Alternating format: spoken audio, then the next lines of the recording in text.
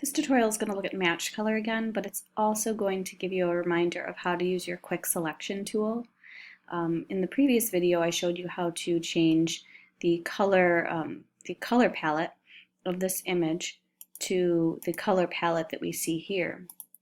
But if you want to be more specific and maybe change one part of your image to that color palette and another part of your image to a color palette of another color, you're going to start working a little bit more in layers, and you're going to have to be more specific with your selections. So again, this is going to be a review of using the quick selection tool, which is right here.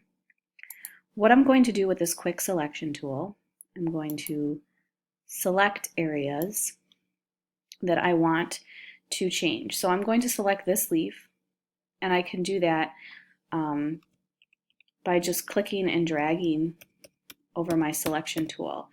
In order to make the selection tool larger, you can go ahead and change your size of your brush here. I like to use my bracket keys, which are located next to the letter P on your keypad. The right bracket will make it larger, the left bracket will make it smaller. So I'm just going to click and drag, and it creates these marching ants. And I want to just select this leaf. So when I use the quick selection tool, it kind of thinks for you. So you need to probably go back in and fix some of these areas. The best way to do that is by zooming in. So I'm going to hit my Command plus to zoom in, and then I'm going to check on the subtract from selection option, and I'm going to use my left bracket to make it smaller. And I'm just going to click and drag on the areas that I do not want selected, because I'm just going to do this leaf here. So I don't want any of these areas. I'm using the scroller on my mouse, but you can also click on your space bar to get the hand. And the little hand, when you click, will allow you to move around your image. So when you're zoomed in, that function is really nice. Now see here, now I'm taking away some of that, and I didn't want to take that away. So then I would go back to my add to selection, and I would just drag along that as well. And make sure that I'm selecting things as carefully as I can. Now my brush hardness is not completely to the 100%. You want to make sure your brush is a little bit of a soft brush, so the edges are nice and soft. For instance, if we hit refine edge, you'll see that it's not a completely hard edge, and we can feather it even more if we want, and smooth the edge out so that our selection is not too choppy. Okay? So I'm going to zoom out just so we can kind of see what's going on here. And I've selected this leaf.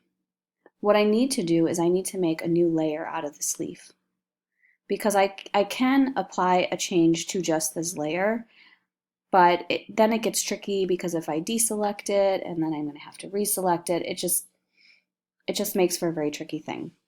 So I'm going to hit Command J on my keypad. As you see, I've created a layer that is just that leaf. So I can do changes to just that part of the image. And if I don't like them, I can always get rid of the changes.